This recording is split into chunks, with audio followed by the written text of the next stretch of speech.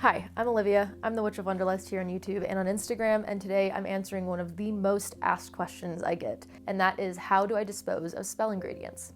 This question is a fantastic question, but unfortunately not really a quick and easy question to answer. As with most things in magic, it just depends on the situation, it depends on the ingredients, it depends on your intentions and the energy that you have put into this spell work. A really quick, easy baseline obviously will not apply to everything, because if it's something that you want to keep close to you, such as good things like money or abundance or love or luck or protection or even a binding to you or your space or something, you're going to want to keep those ingredients close. Or if it's something that you don't want around you, most likely a baneful working, you're going to send it away. That's, again, just a baseline. It just depends on the spell, it depends on the intention, and we'll get into those rule breakers in a little bit.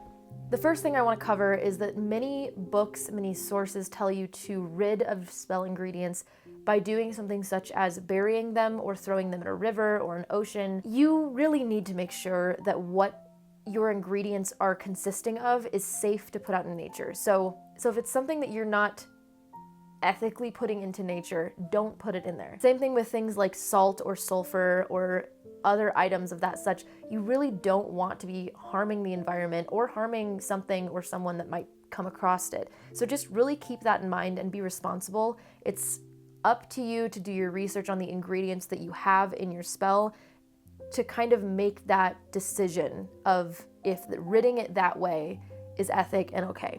Let's talk about throwing away ingredients or ridding ingredients, such as burying or throwing into rivers or oceans or things of that such. Now, burying, again, if it's safe to bury, the significance of the place that you bury this, especially something like a witch's bottle or a hex of some sort, or even something to attract abundance or money or luck, you are going to bury that spell where you want it to activate, where you want it to release that energy and release that intention. So again, if you have a target, then you would bury it either close to their home or close to their business if that's what you're targeting. Or if you are your target, right, if you're casting spells for yourself like a protection, then much like the witch's bottle, those would be buried most of the time on the property of the person wanting to be protected by witchcraft or spells, or just magically in general. You can also just keep that jar in your space. So obviously when I was living in an apartment, I guess I could bury it at the apartment, but I wanted it to mainly direct in my space and in my apartment, right? And so that, and also it was on a busy street. I just didn't want to be out there digging. You could either put it in a potted plant, or I also had it either right at my front door, just hidden behind something. I've had them under sinks, under the sink cabinets. So really it's just keeping that jar kind of as a target for any other spells that may be coming your way. You can be burying things at places of significance, like a crossroads, if you are working with specific deities or spirits, or even just using the energy of the crossroads to amplify and activate that spell. Now, getting rid of things in places such as rivers or oceans, it needs to be safe and ethical, biodegradable, safe for the environment that you're throwing out there. It cannot be things that are going to harm the environment. I just really want to hone that one in. Rivers and oceans, again, you would be working with the spirit of the water. You would be working with the spirits that live in that water. It depends on if you believe or work with specific water spirits, deities, things of that such, as well as just the energy of those bodies of water. So rivers take things away very far, so you can use those as banishment. You can also use those to kind of carry messages. Rivers meet up with oceans, so I've always been taught that if you're trying to amplify something or kind of send it out into the universe or out into the world and amplify something, then you can send it to a river and ask it to bring it to the ocean and then disperse. That would be another way of ridding. Water Witchcraft is a fantastic book by Anwen Avalon, so that goes into depth about working with water spirits, working with the water. There's a lot of really wonderful spells and rituals that are put in that book. Fantastic book. I don't think I've done a review on that book actually, which is surprising because it's a fantastic book. But Again, I will link that down below if you're curious on purchasing that book. Fantastic. I also did a interview with the author. She's wonderful, and I'll link that up here too. So, keeping spells, this is kind of where it depends, because I have kept baneful workings. For example, a very common baneful working that many people keep is the freezer binding, right? Where you put a name paper or something, some kind of tag lock of a person, a target, and you bind them from doing something, and you stick them in the freezer in order to freeze them from doing something. And that's a common baneful working that many people keep. And again, like I said, the guidelines, if you don't want something close to you and you want to send it away, that would be a banishing or something of that sort. However, hexes and curses, if you are continuously working something, I mean, same thing with money, like a money bowl, link, or a love spell that you're working on, or a success spell, a protection that you work every month or something like that under the full moon or new moon, things of that sort, then those are things that you would keep and you would continuously work. For example, the success spell that I did in one of the episodes of the spellbook series, that one I could decide, okay, that one's done. I did a success spell, it's fine. And honestly, because it's paraffin wax, I might take the wax itself, thank it for its help in the spell, and then just throw it away.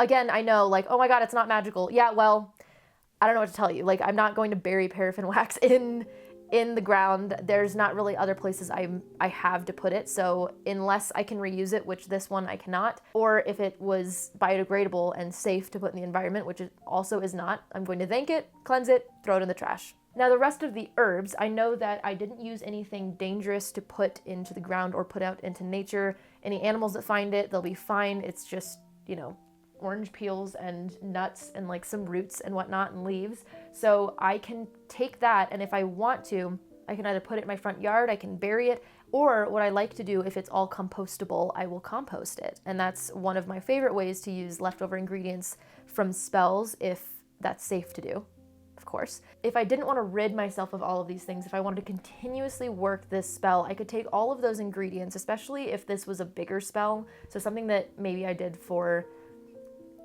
I don't know, 9 days straight, or every full moon for 9 months, 7 months, I don't know, something a bigger enchantment. I could take all of those ingredients, put it in a jar or a box, and continuously work this spell. So instead of redoing this spell over and over with all the ingredients, all of these candles, and going through all of those things, I could take the original spell, put it in a box, a charm bag, or a jar, and continuously work the spell, either charging it with intention, with prayer, continuously charging it on a specific day of the week or month or even yearly, depending on what your spell is. And same thing, like I said, with hexes, if you're continuously working those things, or you're putting somebody in a box, or putting somebody in the freezer, or even with healing, if you have a poppet that you're working on, or a charm bag that you're continuously working, then you would keep these ingredients until you are finished with that spell. And lastly, if you are just completely finished and done with the spell, you have no use for any of these ingredients anymore, just throw them away. Thank them for everything they did. If you can't put them out safely somewhere else, if there's no other way, then just throw them away. Thank the ingredients for all of their help, toss them in the trash. Yes, again, I know that this doesn't seem like the most magical answer. I'm sure a lot of people are going to be upset by this answer, but at the end of the day, we're modern witches. I'm using something like a lot of salt and sulfur and broken glass and some rusty nails. Like, most likely, I don't really want to put this out into the local park where a child might find it, or a dog, or some bird, or another person running barefoot. I don't know. Or like, I don't want to pop the wheel on somebody's tire. I just want to make sure that, especially as a witch, I don't want to be harming my community. Please just be vigilant on the things and the items that you use in your craft. Really hope that you will be responsible about that, because I've just seen things gone wrong. So please be responsible. Be the best community neighborhood witch that you can be. But this is why it's really important when you are deciding to set up a spell, when you're deciding to cast one, to really think about what goes into the spell. And it's not just something you're just like throwing things into willy-nilly. You really do have to think about the spell from point A to point B all the way through. So I do plan to make a video kind of the foundations and construction of a spell, just to give maybe a good baseline of from the moment you decide you want to use magic in the situation to deciding the execution of what kind of spell you're using, to the ingredients, and then finally disposal. I kind of want to make a video about that just because that's really important. It's not, again, just like a one and done thing. For the most part, it is a full process. That is the video. I hope that kind of answered your questions. If you have any other questions, leave them in the comments and I will get to them if I see them. But yeah, it's really up to your spell and your discretion and your ability to keep things or throw things away, the ingredients that you use. There are so many factors to it, so the answer is it depends. Regardless, I hope that this video helped a little bit and answered some of your questions. Otherwise, as always, thank you so much for watching. Best of luck. Be kind to each other, and may your gods treat you as you've treated others. Bye.